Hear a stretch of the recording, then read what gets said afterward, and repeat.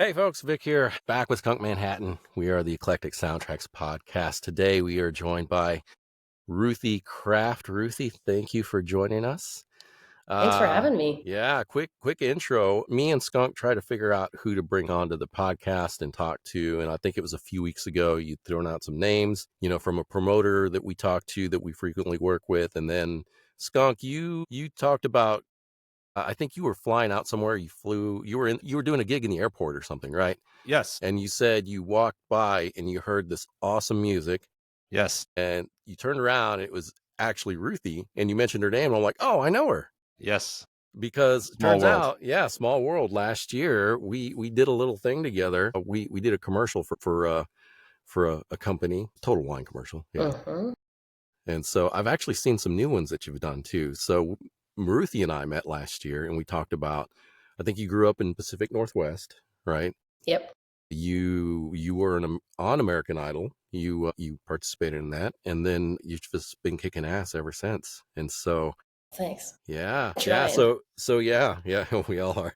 So thanks for joining. Yeah, we're gonna kick it off and go from there. Yeah. So you do some acting, you do some commercials. Mm-hmm. We've dug into the music a little. I know Skunk's heard a lot of it. I was listening to a few things over the week. Awesome stuff. I remember you talked about Thanks. singing, having a band, and the one that really got me I was just listening to yesterday actually was 19, because I just love the chord progression.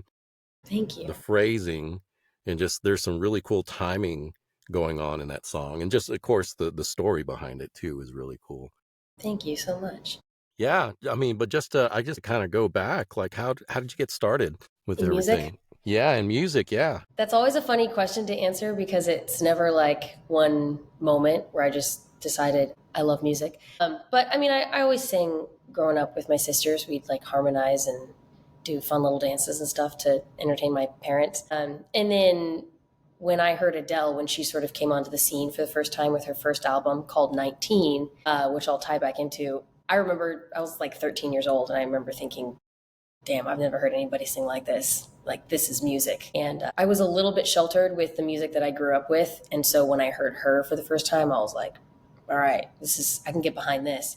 And I just fell in love with it. And I just learned all her songs and her riffs, and like note for note, tried to memorize her songs as best as I could, just because, I don't know, I just felt like this pull to do that. And I just kept working on it, not with the goal of like becoming a singer, but just like, man, I just love music so much, and love singing so much. And then eventually things progressed, and I'm going to community college. I'm going to be a radiology tech, and I did a couple of years of that. I did community college, finishing up my high school years, and one day I got home from school, and I just told my parents, hey, I'm not going to do next semester, and I want to be a singer. And I'm like 18 at this point. And my parents just look at me like, you've got to be kidding me. And I was like, no, I'm serious, and I'm going to do it. And all they knew about me was that I showed up late everywhere. I slept 12 hours a night, and I really didn't have a lot of initiative, and I wasn't really applying myself. They knew I was smart and talented, but they did not see me applying myself. So they're like, you sure about that? Because I think it's going to be pretty hard.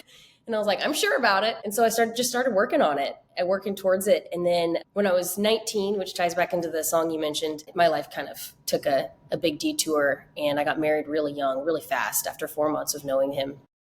And it ended up being a really unhealthy, abusive marriage. And I sort of tried to quit music during those 3 years, and I just couldn't quite shake the feeling. So as soon as the marriage was over, I went headfirst back into it, started recording and releasing music. And that song 19 I wrote about that time in my life. It was also sort of to pay homage to Adele, whose first album 19 inspired that first spark in me. So that was a really long answer, but that's basically how I got started. Yeah. When was your Awesome. first release? What year was that? You say something there? You can't hear me? No, your mic is pretty low. Yeah. Sorry. There we go. Now it's better, right? Yeah. What year was that first release, Ruthie? My very first release was in 2018 with a song called Outside.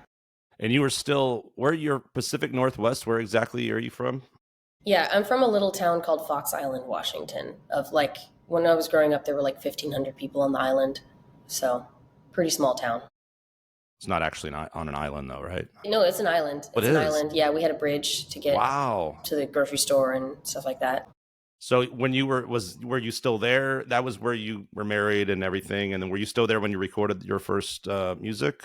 Well, when I got married, he was in the military, so I was whisked away to North Carolina, to Fort Bragg, and we lived there for a couple of years. And then when it was over, I came home to live with my parents for a little bit and back on the island.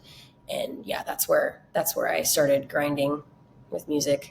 How far is that from Seattle? When I was a kid, it was 45 minutes. Nowadays, it's like an hour and a half because of the traffic. So yeah, I was like southwest of Seattle, southeast. I don't remember. I'm not good with directions. How much has that changed, Seattle? Like, is it feel different than it was back then, or is it? Yeah. And I mean, like, I didn't live in Seattle, but I had visited Seattle many times growing up, and it's definitely changed in not all of the best ways, in my opinion. That was kind of one of the reasons I got out of there. Yeah, it was kind of my thought. I was always drawn to that. I've been a Seahawks fan for no good reason ever since I was a kid, and I just love it. Vic and I come from the time where grunge was super impactful for our generation, and I mean, just that was such a huge part of. And I know it was like I love Seattle, and I love the just Washington, Northern California, Oregon. I mean, I think it's some of the most beautiful country. It is. It's insanely gorgeous. It is. Love it up there. But yeah, a little disappointing in certain aspects of just, but I mean, I don't know. I haven't like fully explored. I've only been, there for 5 minutes and play and move on. So, but it's a gorgeous place. I agree with you. Like in the summertime, the Seattle area is, I'm convinced there's no more beautiful place on planet Earth. Yes. Yeah. But it's like with any city, it has its problems and stuff. And it's like what you choose. But I was wondering, I guess, if you really were impacted by any of the musical culture, or maybe that was, you were young and it was kind of past the 90s thing. So I don't know if that had a direct, it doesn't sound like that was really so much of an influence for you as more of like pop, like Adele and stuff that you said that kind of came. And so, I wasn't super influenced by the Seattle scene. There wasn't, by the time I was coming up, there wasn't much of a Seattle scene left, at least not what people think of when they think of Nirvana and Pearl Jam and all that. Sure. So I was mostly influenced by people who were not from my area, except for Alan Stone. He's from Washington State, and he's always been a massive inspiration to me. Okay. When did you move to Austin? What year?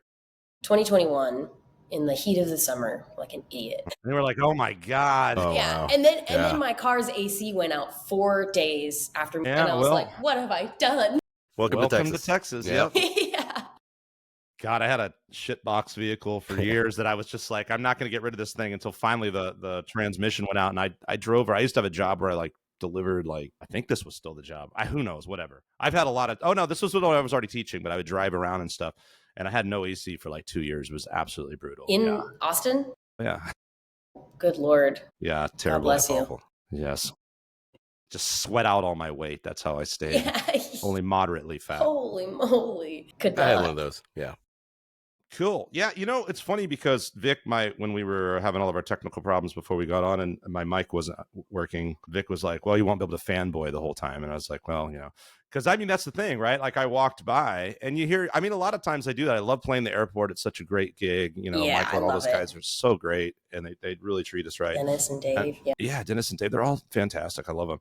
And it happens so many times where I'll get done playing. And if I'm not in a super hurry, I think in your case, I did have to get out of there. But there's times when I've walked up, the Saxon stage or something, and I'll just sit there and watch a song or two, and I'll see different bands. And yeah, with you, I was just walking by, and I think you were singing "Crazy," the Gnarls Barkley song. And I was Sounds like, right. damn, that is what a voice. And I turned around, and you had your name and your big coat and everything. So I took a shot of that and hit you up, and here we are. But yeah, and Thanks. then so that it's been a little while since that happened. I guess a couple months ago, and for me, I was like, I think it was I remember playing a string of gigs in October, and I was listening to your music a lot. And Sound of Blue. Tell us about that EP because I listened to that thing over and over. It's just so fantastic. Tell us a little bit about that. Well, thank you so much. Thanks for listening. So Sound of Blue, I decided to call it that. The title track is called Sound of Blue, the first track on the EP. I decided to call it that because I have synesthesia. I know a lot of other musicians do too. So for people who don't know what that is, it's essentially like your senses, your five senses kind of get crossed sometimes. And for music, that means that I see music a lot of time with colors and textures and movement rather than just hear it. Sometimes even like taste, there's like senses kind of get crossed, and it makes it very fun. It makes this job very, very colorful, quite literally. But for me, those 5 songs on the EP were blue songs. So if I had to assign them a color, those songs all sound blue to me. Not just because literally they were written during times of where I was feeling sort of blue and down and hopeless, but the way that the production is and the instrumentation we use just feels blue to me. So I decided to call the whole EP Sound of Blue. And those are songs written from, I think the oldest one on there was written somewhere towards the beginning of the pandemic in 2020.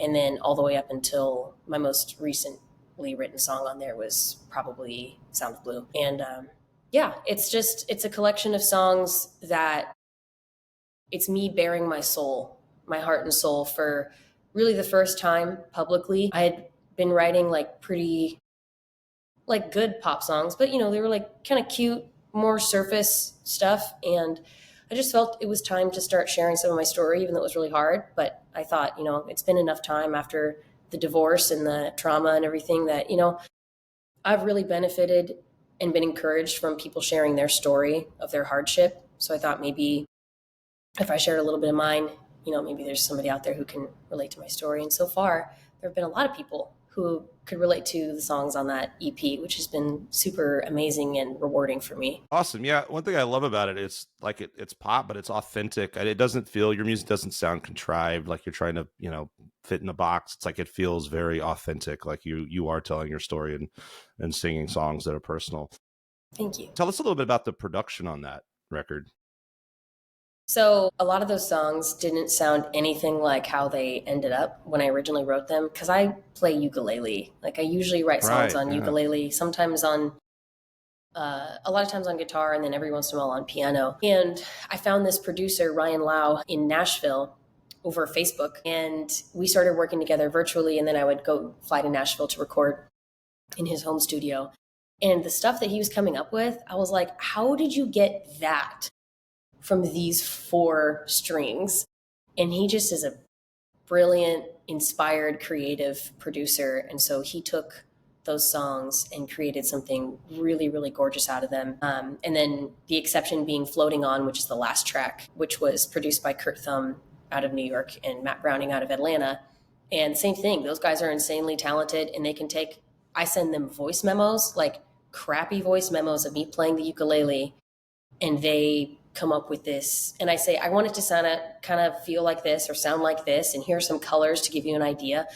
And then they come back to me with this monster of a song. Like lots of credit goes to the producers for their creativity and their collaboration with me on that. Awesome. And how did you, so Ryan Lau was the guy that did the bulk of the tunes in Nashville. How did you find him? How did you find and meet these producers? Did you seek them out, or were they chance meetings? I think Ryan was several years ago. I was coming to Nashville to visit my best friend, and I thought, well, I'm going to be in Nashville for the first time. I want to, meet some people and network and write some songs. So I just put it out on Facebook, and I found this like Nashville community group for songwriters and artists and producers. And I put it out on there. He hit me up. I didn't see his message till after I had already left Nashville. But then the next time I came back, several months later or a year later, I hit him up and I was like, are you still down to write? And he said, yeah. And we got together, and then he brought another amazing songwriter in, Keegan Bost, and we wrote a song called Sirens and Cicadas that I released as a single. Yeah, that's a cool tune, and it's got some, pull this, I'm going to look here on Spotify. I know that's got some different versions of it, some remixes or something like that. You did some collaborations. Tell us a little bit more about that tune. Yeah, so I was really excited about that song and really proud of it. And it wasn't getting as much traction as I wanted it to. I also was still kind of figuring out how to market myself and whatnot. And I was working as a dental assistant at the time, and my dentist, my boss, is really into music and really into EDM and electronic music. And I showed him the song and he's like, it's really good, but you know what? It's set up perfectly for a remix. What if you found a couple of producers to remix it? So it was actually my dentist's idea. to do that. And I asked around and put some feelers out, and I found a couple of guys to remix it. And I got two very different results, which I was really excited about. One went with like a more chill house, I don't even know, like funky vibe. And the other one went for like in the club, funky dance vibe. And they're all cool. They're different. They're all cool. So I don't butcher the names. What are the names? Of the producers who remixed it. The more like in the club version is Adastra, DJ Adastra. Okay. And then the other one is Liberati. And where are they located? Liberati lives in California, the LA area. And then he's actually a friend of my guitar player. That's how I met him. Okay. They went to, I don't know, they did music together back in the day. And then Adastra I think he also lives in LA. Don't quote me on that. No, I don't know. But he's amazing as well. Super talented, both of them.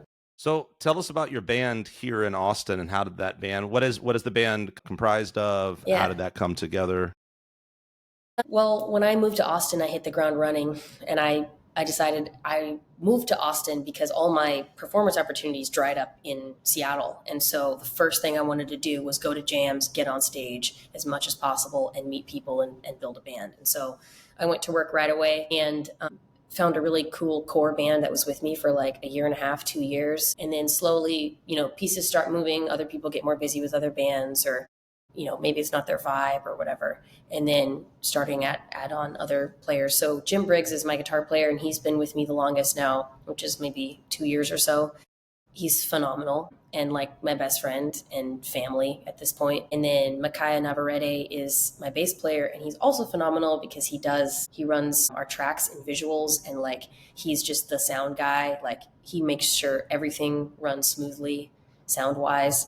He does so much behind the scenes. And then Tim Smith is our newest member, and he is our drummer, and he's also phenomenal. And they're all, it's amazing. Like I love leading a band because they become kind of, your best friends and your family, your brothers, Yeah. Performing, are you primarily singing? You play some ukulele too? What do you mix? Yeah, I mix it up. I play ukulele on a few songs, and the ones that call for it. Again, most of the songs were written on ukulele, but it doesn't, after production, it doesn't always work. It doesn't always fit back in the song. But yeah, I play ukulele on a handful of tunes that it makes sense for, and then otherwise I'm holding them. Are you a Billie Eilish fan? I am, yeah. She's amazing. I think she writes on uke, right? I know she's got some ukulele stuff. And she also has Tourette's, which I also have. And she was also homeschooled. So we have a lot in common. I didn't know the Tourette's thing. I definitely wanted to talk about that. And I want to say maybe I saw that on your website or something. It was super interesting. And from what I read there, it sounded like that was sort of singing was an avenue for you to deal with that, like that. Actually, just tell us about that and what that's like. And I wonder too, like, I don't know a lot about that, but I know me personally and a lot of musicians and just people in the modern age, and just, there's a lot of people have anxiety and OCD and all kinds of different issues. And I wonder if Tourette's is somehow related to those in a sense. It's almost because it's a tick in a sense, right? And it's a loop, right? Yep. That happens. And so when did that for you? Was that something you had at a very young age, or? Yeah, and I'm going to tie back into what you were saying about how anxiety and all those and OCD are sort of connected to Tourette's. Yeah. I was diagnosed with Tourette's when I was about 9 years old, and I didn't know what it was. Like I was 9, and my mom didn't know what it was. My dad definitely didn't think it was even a real thing for a long time. And my sister, He's a dad. He's a dad. Yeah. He's like, it's fine. Walk it off. And walk it off. And I just want to caveat and say, I love my dad. He's a great guy, and he's come around on this. But, and so my oldest sister was actually told my mom, I think Ruthie has Tourette's. And then that's when I started to go see a neurologist and stuff. And they diagnosed me with lots of things growing up. They diagnosed me with Tourette's, OCD, anxiety, ADHD. I was on medication for some of them. For the most part, wasn't my vibe, kind of crushed my creativity. Depression. I was even diagnosed with bipolar 2 at one point. Wow. Pretty much any label you could throw at things, they did. Last year, I've never actually said this publicly, but because you mentioned, kind of what is Tourette's and where does it come from? I never really got an answer for that growing up. It was like, well, there's excess energy in the brain. And I'm like, what does that mean? Why is it there? Can we make it stop? And I was just told that if your Tourette's don't disappear by age 24, you're going to have them forever. 29 now, still have them. And I never really got an explanation for that. All I knew is that when I was tired or stressed, it got worse. It was harder to control. And like a year and a half ago, 2 years ago, I was actually finally diagnosed with being on the autism spectrum. And then, me and my doctor talked about all these things and how all these labels that doctors threw at me my whole life kind of were all encompassing under this one umbrella. So we call it Tourette's. Other people will call it stimming from, being neurodivergent, whatever you want to call it. It was hard growing up for sure. And I learned how to manage it and get a hold on it. But singing was the thing that soothed me, that calmed my nervous system, that made me just like all around a better person. And if I went a day or two without singing, like I just couldn't, I could barely function. You know what I mean? So singing like rescued me in so many ways, like quite literally. That is so fascinating. I'm glad that you shared that. For me personally, it means a lot because it's I've had very similar struggles. I think a lot of musicians have, and there's things I've never said publicly that I've really come to terms with. It took me far beyond 9 or even 29 to sort of realize some core issues that were a problem and still, that I still deal with. And I think back to your point of music kind of being a way for the neurotic brain that is just on fire, to really hyper focus, I think, and take that anxiety and that tension and OC, whatever, and put it somewhere positive, right? Well, I mean, how many musicians do we know that are ADHD, whether they know it or not? I mean, yeah, it's a double-edged. But it serves them in music. It means that we can sit down and focus and on the thing we love. It makes other things harder. But exactly. Yeah, it's a double-edged sword. I mean, that's how I feel. Like so many times, I'm just like, oh God, it's just.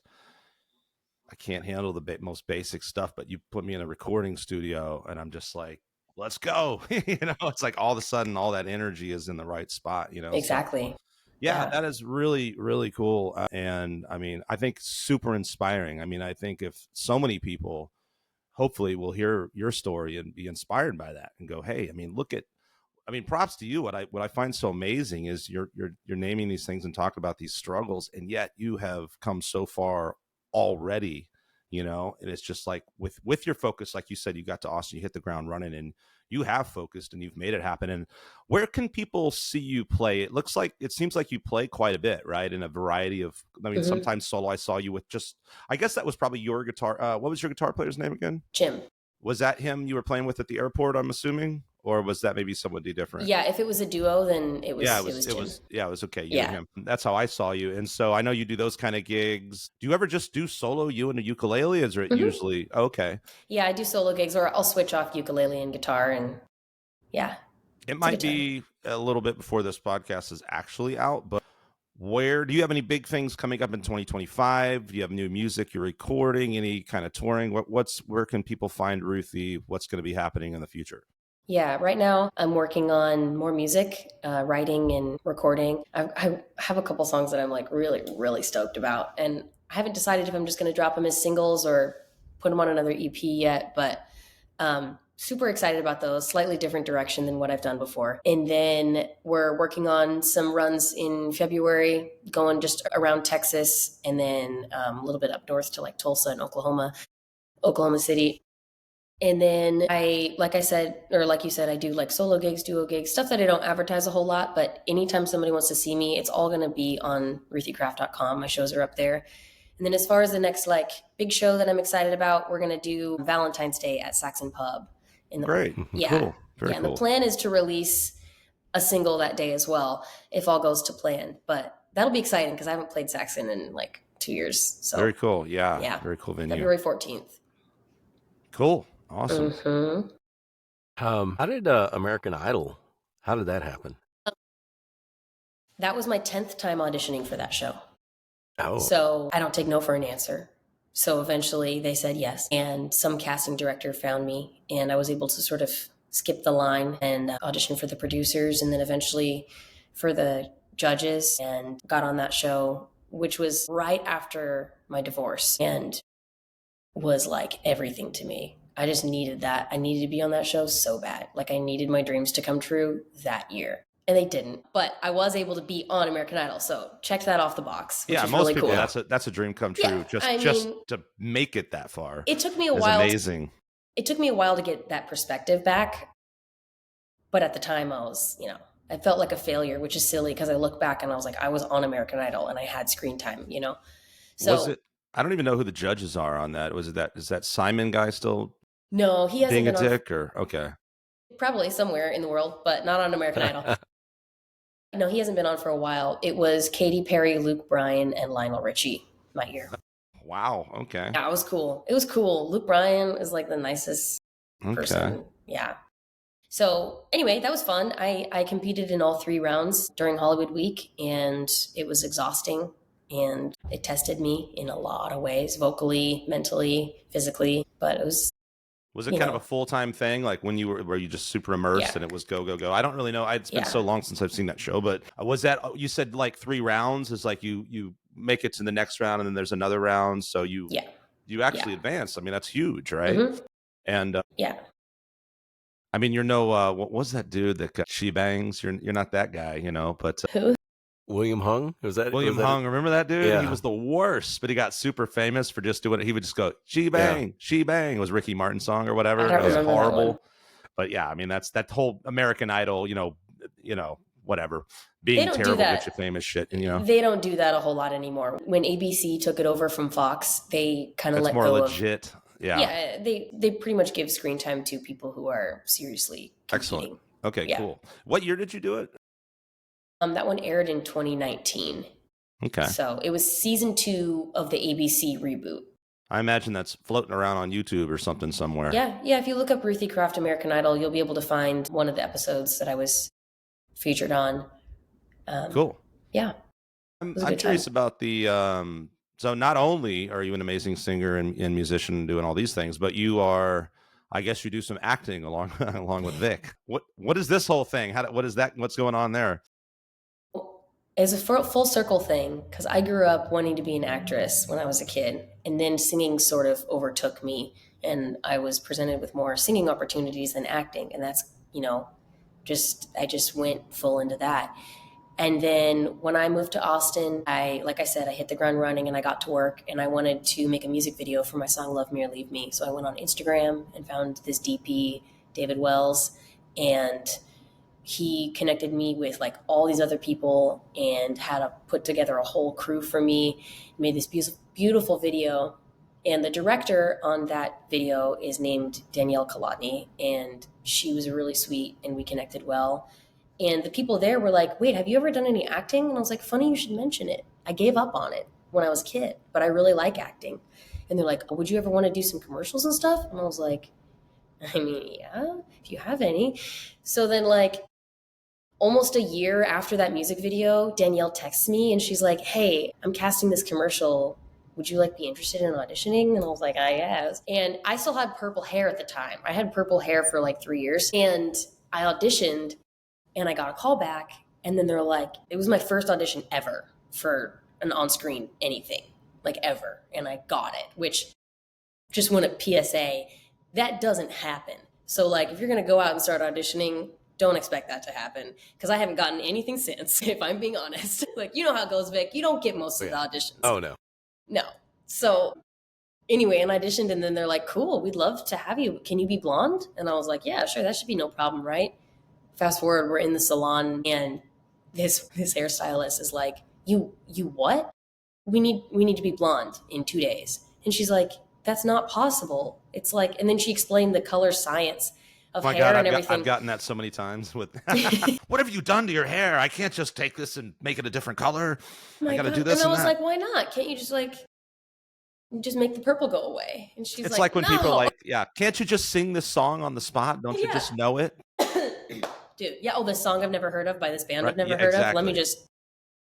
And so I'm like, can't you find a chart? I'm like, it's not that easy. So anyway, we ended up doing it, and props to her, my hair didn't fall out, so that was great. But anyway, I did that commercial, and then I got an agent through that, and then I've been doing Total Wine commercials and their voiceovers and their jingles for like 2 years, maybe more now. Wow. Yeah. the company that you did the commercial for, that led to... They wrote me into the script. Yeah, they decided to make me like, I mean, they don't say this, but like, I feel like I'm like the Flo of Total Wine, you know, like Flo from Progressive, which as a kid, I literally was like, I want to be Flo from Progressive. This is the most niche job. This was like such a pipe dream for me to like, I wanted to be in commercials and I wanted to be the spokesperson for one company as a child. And the fact that it actually happened is the most random niche thing. Like, I can't even believe it, but it's really fun. It's amazing because, you know, it allows me to keep doing music, which is super expensive. And I definitely spend more on music than I make, you know, as most musicians, if they're real, we're all in the same boat. So I'm super grateful to them. And it's like such a fun job and a sweet team. And then, yeah, that's how I met Vic. We met on a commercial shoot. Yeah. Okay. I noticed they actually gave you a different name this time on the last round of commercials. Funny story about that. Yeah. They did. So they wrote me into the script. I was Ruthie from Total Wine. I had a name tag that said Ruthie. And then after a while, we're on a Zoom call and they're like, hey, so look, we got to change your name. And I'm like, why? And I already kind of knew because my mom Googles me every once in a while. I don't know why, just like make sure nothing crazy is happening out there. And she Googled me and she found this Reddit thread deep in the dark corners of the internet where people were talking about how disgusting it was that Total Wine had a character named Ruthie doing their commercials. Ruthie? Yeah. Mm-hmm. Yeah. Wow. Because people don't have ears, I guess. I don't know. So they thought my name was Ruthie. And then Total Wine caught wind of some of these obscure Reddit threads and decided that they're like, on TV, it's no problem. But in the radio commercials, people are mishearing it. They're like, it's only men that mishear it. Women understand your name. And I'm like, yeah, that seems consistent with like when I meet people in bars and I shake a girl's hand. I'm like, I'm Ruthie. Nice to meet you. And they're like, oh, nice to meet you, Ruthie. And I shake a dude's hand. Nice to meet you. They're like, Ruthie? And I'm like, yeah. Yep, that's my God-given name. I just let him, like, sure, dude, that's my name, whatever. And so anyway, they had to change it. Moral of the story, men suck. Well, I mean, that's not exactly what I was going with. That was, hey, you said that. I didn't say that. Just so I want the record to show. No, but I thought that was interesting. They did a focus group and everything, tested out a bunch of names, and then they decided to go with Rachel. So it's fine. I mean, Rachel's a cute name too, but and you can't mishear it. Yeah.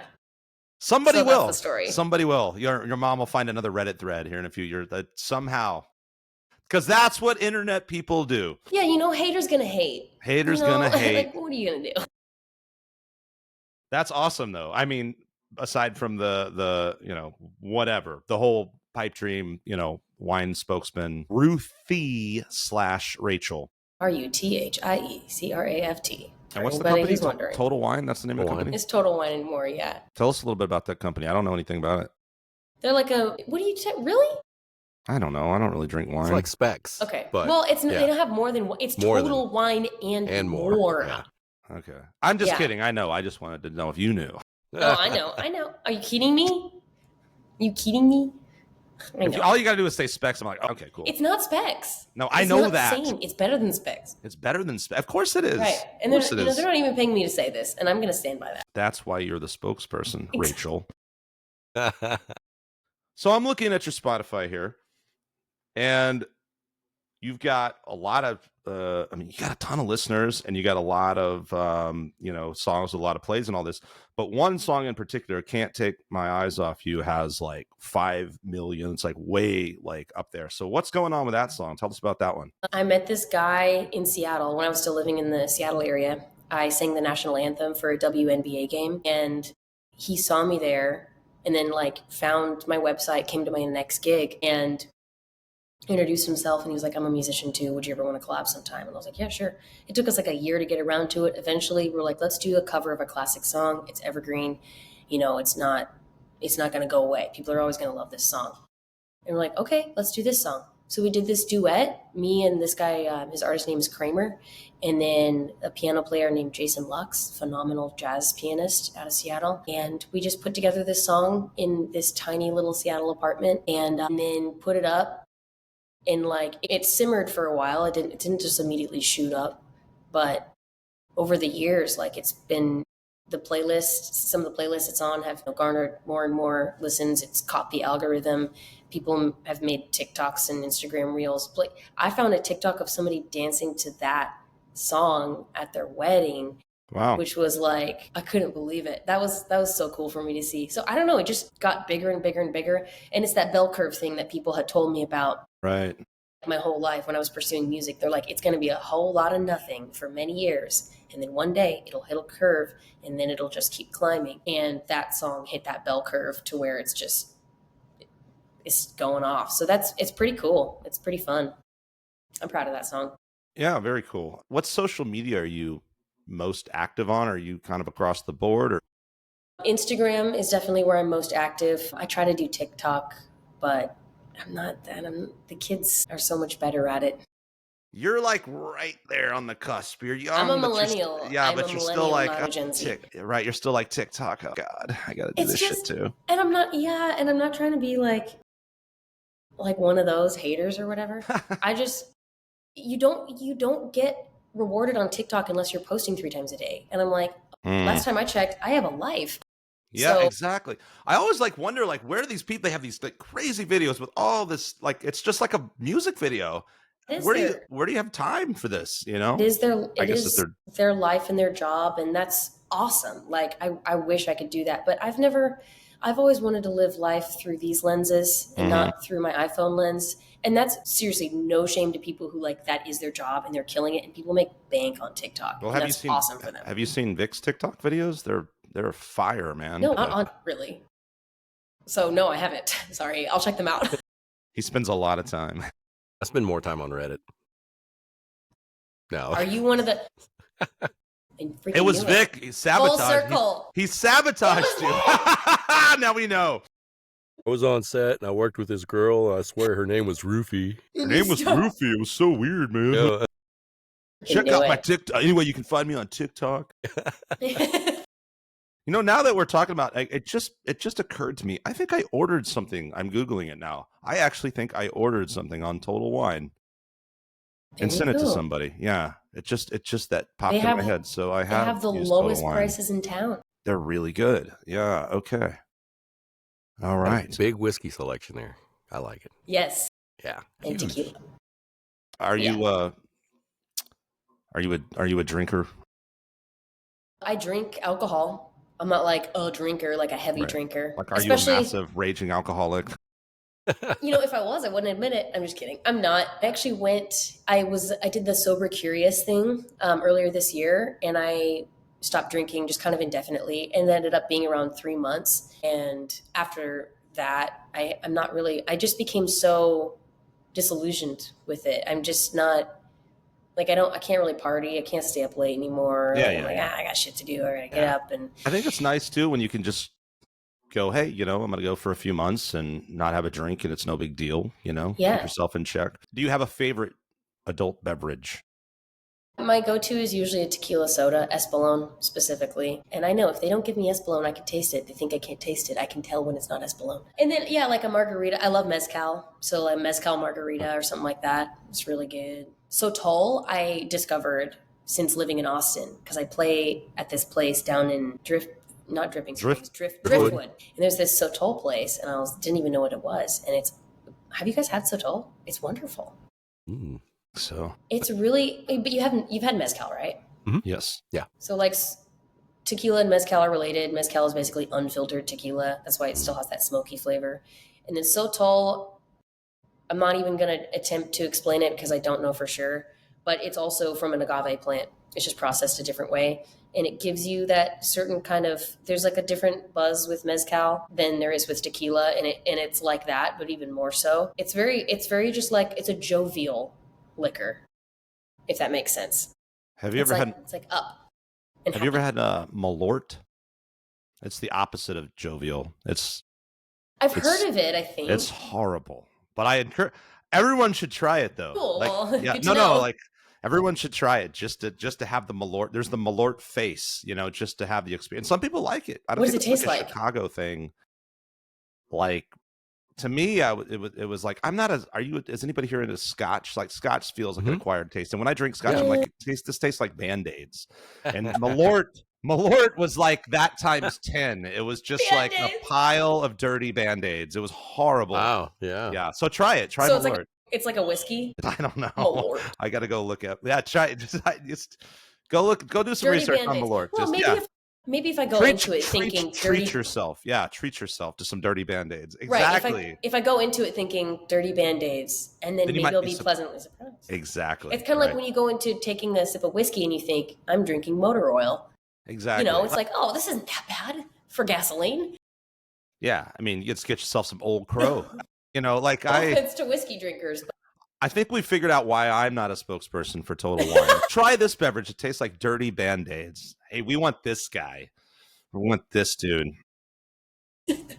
So, pipe dreams. I mean, you've already had these amazing things. Spokeswoman for Total Wine. You've gone on American Idol.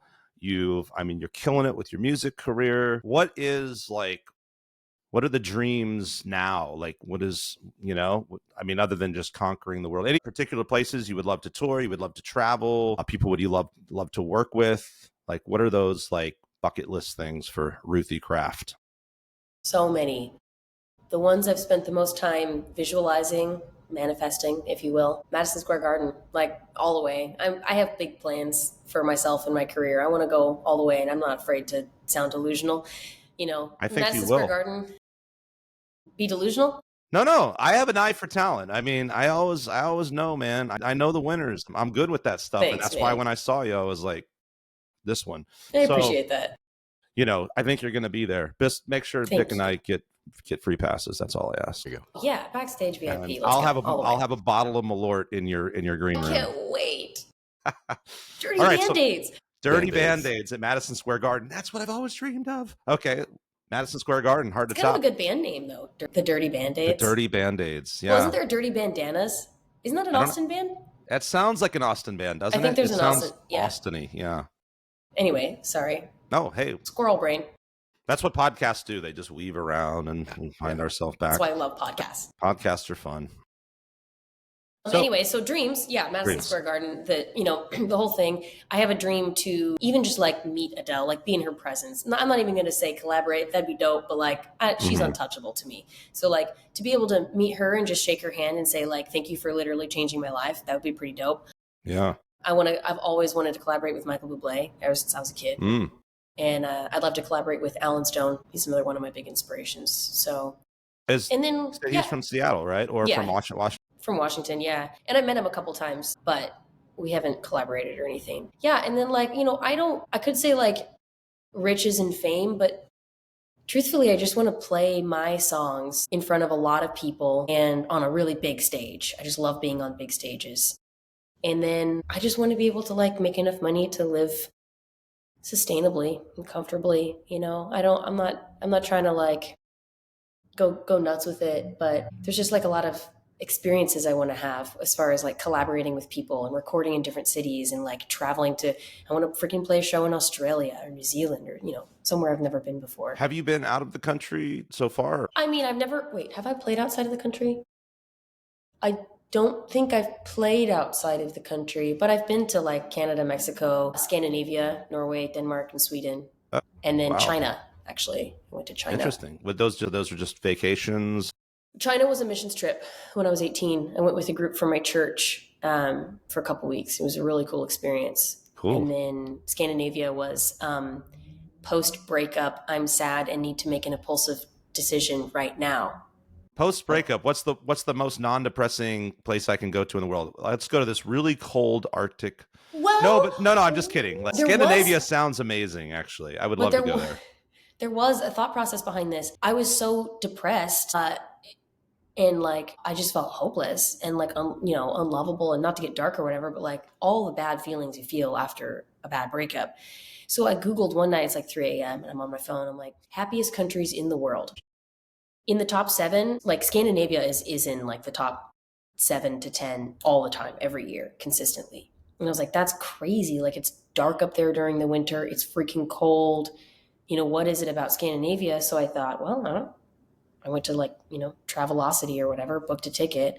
And I said, I guess I'll go ask them myself. So it was my first international. Up with a microphone. Why are you happy? It was definitely less formal than that. It was like an eat, pray, love kind of thing. I was like 22 or 24 and needed to have my eat, pray, love experience. So that was my first time traveling alone outside of the country. And it was really harrowing. because different language. And I'm also like really bad with directions, really bad with being on time to places like trains that I missed and things like that. So I learned a lot and I grew a lot, but I did 3 countries in 10 days, which, newsflash, it's not enough time, even though Rick What's-His-Face, who wrote all those travel books, said it wasn't enough time. Rick Steve? what's his Steve. face? You know what I'm talking about? Rick Steves. Freaking, he's like, 10 days, PBS. you can do all 3 countries. I'm like, anyway, the point was, but I went there and I talked to people and I asked them, like, so y'all know about this statistic, right? Allegedly, you're like the happiest country, and they always kind of giggle at it. They're familiar with it. And I got a different answer from everybody. Some people were like, we eat a lot of fish oil. Some people were like, we exercise regularly. Some people were like, I don't know, we start drinking on Thursdays. Don't stop till Sunday night. Dead serious, somebody said that. And then some people were just like, we know how to embrace the cold instead of fight it. Hygge is a Danish term that doesn't really have a direct translation in English, but essentially means like it's the embrace of winter and cold and coziness and fires and candles and blankets and good music. There you go. Just being cozy. Yeah, instead of fighting it, they embrace it. And I think I think it's their mindset leads to a lot of it. And also, they're super wealthy countries and their government, like, has great benefits and stuff. So, there's healthcare, free healthcare, stuff like that. So there's like so many different factors that go into it. But I loved going to a place that was dark and cold and rainy that reminded me much of my own home, and seeing people that weren't like Seattleites, because a lot of Seattleites, they fight it and they don't embrace it and they hate it. They drink coffee and complain. Yes. And I did that my whole life. I was even a barista. Coffee was my lifeblood, and complaining and I had nothing better to do. And so going to those countries and seeing how they lived in even worse and harsher weather than what I grew up in, and seeing how they were grateful for their lives and their family and fun and friends, it was like really inspiring. I did come back with a bit of a mindset shift. So very cool. Very, very cool. Yeah. Wow. Ruthie Craf. I don't know why we were talking about that, but no, I love it. I mean, I'm really good at ranting. No, it's great. I love it. I mean, I think in the bigger scheme of everything, I think, what I obviously hope and wish you the best and everything in success. But I think a lot of things, just talking to you on this podcast and, back to the Tourette's thing, reading that on your website, I think that's a huge bonus that artists don't often see, and you can get caught up in a lot of all the BS and all the stuff, but you don't realize sometimes how much you inspire other people. And I have a feeling you're inspiring a lot of people, and I hope that you are able to continue doing that and do that on a much bigger stage, Madison Garden, and across the world. So yeah, I don't know if Vic's got anything else. I mean, but it's been a real pleasure having you on here, Ruthie. Playlist, right? Let's let's do the playlist. Yeah. So definitely Adele is going to be on there. Adele's going to be on there. Yeah. Vic, are you writing stuff down? Should I write it down? Okay. Are we coming up with songs that I like? Yeah. That you want on the songs out. Yeah. Make it easy on me. Okay. Yeah. Okay. Can you pick an Adele song? Well, is 19? Well, no, that was her album. That's an album. 19's your song. I really like the song "I Miss You." I Miss You. I think that's from her album 21. I feel like we should throw some 25. random Scandinavian thing in there too now. You know any Scandinavian I got it. Yes, I have a Swedish, he's one of my favorite artists, and he's from Sweden, and am blanking on his name. Hold on one second. Tingsek. So Tingsek. And he just came out with a new song that I really love. It's called Like Folklore. It's a beautiful song. As in like, I like this, like folk. Yep. Like folklore. Like folklore. And that's a super fun. He's like super funky, amazing, wonderful musician. How many do you want? I can keep going. Yeah, no, keep going. Alan Stone. We got to have an Alan Stone song on there. I'd say, what's my favorite Alan Stone song? Is that a bird we're hearing? That's Frank Sinatra, my bird. I thought I heard awesome. Fly Me to the Moon back there. Yeah. I tried to put a blanket on his cage to shut him up, but it didn't work for very long. I love the song Give You Blue by Alan Stone. Give You Blue? Mm-hmm. Give You Blue. What if we had to pick a Ruthie Craf? Well, throw a couple of your songs. Do you have any songs that are like this, I love this song. This is one of my favorite songs I've done. What are some Ruthie favorites? I mean, one of my favorite songs, because it's close to me, is 19. I mean, I'm going to throw a couple of my favorites on there too, but we'll put 19. Not that I don't like that song. So Floating 19, On. 19 by Ruthie Craf. Shut up. What was this? I'm sorry. What was it? Shut. Floating On. Yeah. I don't know. My most recent songs are always going to be my favorite. You know what I'm saying? Yeah. So anything on the EP I really like. But yeah, it is a great EP. Sirens and Cicadas, the Liberati remix, is such a vibe. Okay. For me. It's a straight freaking vibe. It really is good. What else you got? For me or for other artists? Other artists. Lola Young. Lola Young. She's this British chick. I'm obsessed. She's so cool. Her song, Don't Hate Me, Concede. It's a banger. Yeah. Different artists. Want to go one more? Let's go another one that give me another one and then I'm going to throw a curveball at you. Okay. Kalamasa. He's been one of my favorites for a long time and still for some reason hasn't really blown up, which I don't really get. But he's amazing, an artist out of California. So I like Heater Beater. I like the title. He's dope. So what would be like a deep cut? Maybe something like that people would go, I can't believe she likes that. Like something out of your wheelhouse kind of thing. Maybe Sad Night Dynamite. This is a British band, British group. There's this song called Crunk. Crunk. It's so freaking dope, man. Like whenever I need a good like pre-show or just something to like pump me up. Right. That song is so freaking cool. Yeah. And then like a deep cut. Okay. And don't laugh because a lot of people do. My tour manager laughed at me and then I played him this music and he was like, oh, I'm really into Christian hip hop, into Christian rap. My favorite Christian artist is Andy Mineo. And I really like the song Willie. How do you spell Mineo? Mineo. He's also another dream collab. I would love to feature on one of his songs. Okay. But there's a lot of actually good Christian rap out there. He's a Christian rapper? Okay. Yeah, but it's not like Jesus loves me. It's just he's a Christian and he raps. So basically he doesn't cuss in his music. Right. But there's some I imagine it's right. He's like a great rapper, but he's got a positive message and it's it's not so much in the style of Tupac, let's say, like a kind of a different type of a message. Right. So if you're looking for that kind of hip hop beat in that vibe, you want to maybe forego the hoes and drinks and whatnot this time around. Christian rap is a wonderful alternative. Check out some Christian rap now. Hey, tell me what you think. For real. I can give you more recommendations. They're not all good.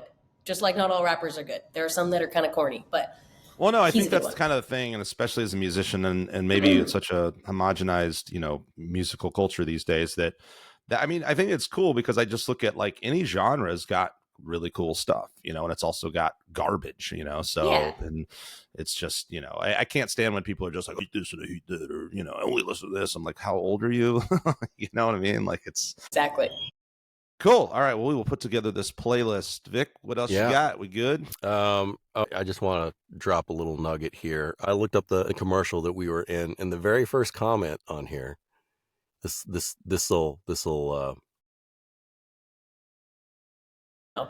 says, "Who's the actor? He looks so much like one of the husbands from Wife Swap." I'm like, have you been on Wife Swap? You got something to tell us? Apparently, I guess maybe. I would take that as a compliment. I don't know why, but it just kind of sound like a stud. Dude, YouTube comments are crazy sometimes. If you ever just want to like feel bad about yourself, but also be really, really entertained at the same time, head to YouTube. Yeah. It is. Well, it's usually what's funny too is usually when you get the really negative comments or someone is just trashing you, it's like you go look and they either have no content or they have like the worst thing you've ever seen. You're like, yeah, of course you're just trashing everybody else, Dude, I've gotten that's what trolls do, I know. I've gotten some funny comments, like on my Instagram. One of my favorites was just, yeah, go ahead. Nobody cares. I'm like, all right. Like, bye, Felicia. I got a weird one. And hold on, I want to go find it. Hold on. I'm like, because I was like, sick. I hope this doesn't start Go playing. I away. apologize if this starts playing, but like, I just, hold on real quick. Cause I was like, huh? Like hold on. Video was this. Nothing beats little kids though. I mean, little kids will like, they're so cute, but they'll just cut you to the bone at the same time. They'll rip you apart. There was one comment on my video for Can't Take My Eyes Off You. Somebody just like all these positives, great comments. And then somebody was just like, her eyelashes look so dumb. And I'm like, right. Yeah. Just what are you doing with your life? Right. Yes. I know. I did like a collaboration with a friend of mine, and we did sort of a mellow jazzed out version of an Ozzy tune. And like, yeah, it was all these like really nice comments. And then like one person was like, the guitar solo sucks. What a disgrace to Randy Rhoads. And someone else was like, too much reverb, you know? And it's like, okay. But like, listen to this comment. I was like, I don't even understand this. Like LMFAO. And yeah, this is Simon Cowell speaking. And then me. Keep rocking, dudes. Might get better. I mean, like, I'm like, okay, like, thanks for the American Idol feedback on my metal video. Anyway, so yeah, you gotta love the YouTube comments. You should have a segment, not that you asked for my opinion, but it'd be a funny segment for your podcast to just ask about like the funniest or craziest comments. No, and I was, when we started talking about this before, and then you went right for it. You were like, you started telling us the comments, like, it's a great idea, because I forget if it's like Jimmy Kimmel or Jimmy Fallon or one of them has a segment where celebrities read their like mean tweets. Really? Mean tweets. It's an original idea. Oh, no, mean tweets. I wish Celebrity mean tweets. Yeah. But it could be like the same thing, because most of our guests are musicians, and we're just like, okay, like let's hear the meanest troll YouTube comments. That's actually a great idea. Yeah, we'll have to add that. I want to do a little plug, which I don't normally do, but I'm excited to. I want to show off a couple of instruments and give a shout out to some companies real quick. Bam, Ernie Ball. I love Ernie Ball. They're super awesome. Use their strings, everybody. You ever go to the NAMM show, Ruthie? You been out there before? Been once. I'm hoping that I can hitch a ride with my ukulele company this time. Oh, well, yeah, I'll be out there. We're hitting it with Ernie Ball again. So, yeah, if you're out there, I'll see you there. All right. Check Doubleday. Oh, my gosh. You should tell your guitar player about this. This is Walker Doubleday. This is a local company. He worked for Collings for years. Walker is such a great guy. We did a podcast where we actually went out to his shop, and he showed us around and showed us how he made his guitars. Beautiful guitars. This is the latest one that he let me borrow for a show. And anyone in Austin and you're looking for boutique high-end guitars, just a super cool dude. If you're a collector, just want something really special and unique, Walker Doubleday here in Austin, Texas. And I've got the coffin case out there. Quick shout out to Godan Guitars. I love Godan guitars. They've been super cool. It's a cute guitar. Now, it's very cute. This is my latest one. Like, look at this. Look at this bad boy, right? Isn't that cool? Look at the detail on there. Very like, nice. It's like, I have an album where it's like my eyeball and it's all red and the little veins and stuff. And that's what they actually took that and overlaid the guitar. Oh my gosh, that's beautiful. And, so Tragan Guitars up in Pennsylvania. This is my latest guitar for them. So just wanted to throw a shout out to those companies. And of course, our boy 5 Iron Woodworks, Dave Tucker, who's always just doing great things for me. Cool. All right. That's that. Cool. All right, Ruthie, can we, besides Reddit, where else can we find you? Okay. All right. I'm Ruthie Craf on all social media. Pretty easy to find. That's Craft with a C, not a K, like arts and crafts. And ruthiecraft.com if you want to find a show or if I'm coming to a city near you. And YouTube, I'm just my name across everything. And then we also are about to launch our merch shop too within the next few days. So if you want some Ruthie Craf merch, you can now buy it online. Yay. Yeah. Cool. This was such a great podcast. Everything was positive, but Ruthie, I just have to say one thing. I don't like your eyelashes. They really bother me. Yeah. Wow, this has been great. So glad I came. No, thank you. I wanted to end on a high note. No, this was really fun. Thanks, guys. Yeah, thanks for coming on. It was a blast. I don't think this will be out by the time you're playing next, but when are you playing next? I hope I can catch you soon. I still haven't seen you live. Could just go to your website. I'm being super lazy, I guess. And I'm doing like, I'm going to be at Mozart's for a couple of the light show, the Christmas stuff. So Christmas songs. Yeah. And then I'm doing the airport again, which is not a public gig, but I don't know, a couple of little when are you at the private airport? Gigs and stuff. So, okay. I think I'll be out. I'm actually up there Friday. Actually, I still haven't been to Mozart's, and I know some amazing musicians. No, I know some amazing musicians who play there. Like, it's a cool spot right on the lake. It's beautiful. Yeah. I'm gonna look it up and see if I'm free. I might try to come catch out at Mozart's. But awesome. And then otherwise, February 14th, Valentine's Day at Saxon Pub. Saxon Pub. Yep. Yeah. Definitely. Vic and will Vic, let's make a date night and go see Ruthie. Yeah, we'll bring some of the what was it, the Band-Aids? What's that stuff called? Yeah, I'll bring you a bottle of I should bring you a bottle of Malort for Valentine's. That'll be the worst. That'll be the worst Valentine's gift you've ever got in your life. Yeah, here's a dirty Band-Aids. Thanks for everything you do. All right. Ruthie Craf, everybody. Thank you so much for listening. Vic, sign us off. Yeah, well, you just said it. Thanks so much for listening. I guess I did. Yeah. So check us out, like, subscribe, all that other good stuff. See you on the next one. Cool. Peace. Bye. Bye.